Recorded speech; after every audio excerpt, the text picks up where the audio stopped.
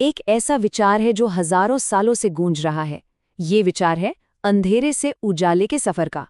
तो आज हम यही देखने वाले हैं कि 4 अलग अलग पुराने ग्रंथों में ये शक्तिशाली विषय कैसे सामने आता है और सबसे जरूरी, आज हमारे लिए इसके क्या मायने हैं।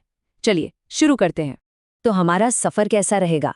हम शुरू करेंगे एक बहुत पुरानी भविष्यवाणी से, जो एक बहुत मुश्किल वक्त में की गई थी। फिर हम देखेंगे कि लोगों ने अपनी उम्मीद कैसे जगाए रखी, एक भजन के जरिए। इसके बाद एक बिल्कुल अलग तरह के अंधेरे की बात करेंगे और आखिर में पहुंचेंगे उस पल पर जब सदियों पुराना वो वादा पूरा होता है। तो चलिए कहानी शुरू करते हैं। हम जा रहे हैं लगभग 2800 साल पीछे, भविष्यवक्ता यशाया के समय में।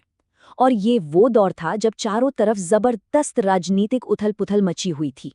उस वक्त हालात कुछ ऐसे थे कि इस्राएल का राज्य 2 टुकड़ों में बंट चुका था और ऊपर से एक बहुत ही ताकतवर और क्रूर साम्राज्य असीरिया बिल्कुल सर पर खड़ा था। जरा सोचिए कैसा माहौल रहा होगा। हर तरफ डर, बेचैनी, सचमुच एक अंधेरे का दौर था। और ये जो संकट था, ये कोई अचानक नहीं आया था। जैसा कि हम देख सकते हैं, राज्य तो दशकों पहले ही बट गया था और 732 ईसा पूर्व आते आते असीरिया ने उत्तरी इलाकों पर अपना कब्जा भी जमा लिया था। यशाया ठीक इसी टूटन और बिखराव के बीच अपनी आवाज उठा रहे थे। तो सोचिए, फौजी कब्जा हो रहा है, हर तरफ निराशा है, और इसके बीच यशाया कुछ ऐसा कहते हैं जिस पर यकीन करना मुश्किल हो। वो एक महान प्रकाश की भविष्यवाणी करते हैं।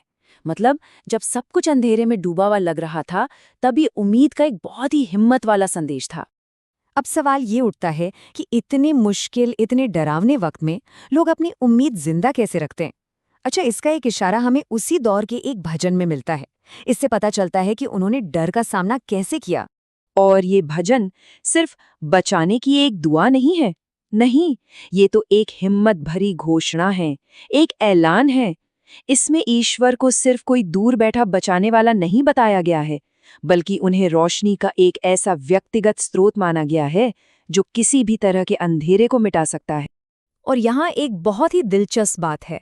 जब भजन लिखने वाला कहता है मेरा प्रकाश, तो वो सिर्फ अपनी बात नहीं कर रहा होता। ये एक साहित्यिक तकनीक है जिसे सामूहिक एक वचन कहते हैं। मतलब एक इंसान पूरे समूह, पूरे राष्ट्र की तरफ से बोल रहा है। तो ये असल में पूरे देश की आवाज है जो एक साथ कह रही है, ईश्वर हमारा प्रकाश है। चलिए अब कहानी में कई सदियां आगे चलते हैं।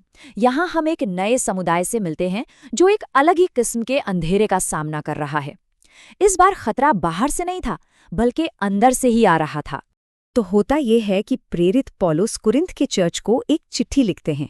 अब कुरिन्थ एक बहुत व्यस्त शहर था और वहाँ चर्च के लोग अपने अपने पसंदीदा नेताओं को लेकर गुटों में बंट गए थे।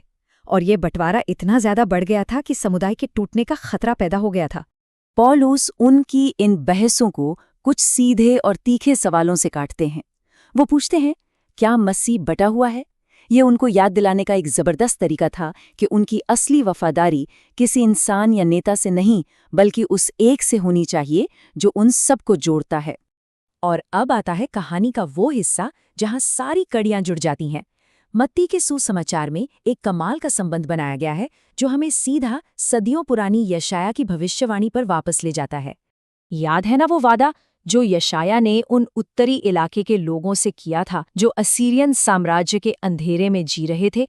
तो संबंध ये है, मत्ती जानबूझकर यशाया की बात दोहराते हैं जब यीशु ठीक उसी इलाके में अपना काम शुरू करते हैं जहां अंधेरा सबसे घना था। तो मत्ती मानो कह रहे हैं, यही है वो महान प्रकाश जिनका वादा किया गया था। तो भविष्यवाणी से लेकर उसके सच होने तक का ये जो पूरा सफर है, ये हमें सिखाता क्या है? देखिए, इसका संदेश सिर्फ इतिहास की किताब के लिए नहीं है, ये आज भी उतना ही प्रासंगिक है। इन कहानियों को याद करने की एक वजह है, चाहे वो यशाया की हिम्मत भरी भविष्यवाणी हो या गुजरे वक्त की दूसरी कहानियां। इनका मकसद बस इतना है कि हमें याद दिलाया जाए कि सबसे घने अंधेरे में भी उम्मीद मुमकिन है, ताकि हम अपनी मुश्किलों का सामना करने की ताकत जुटा सकें।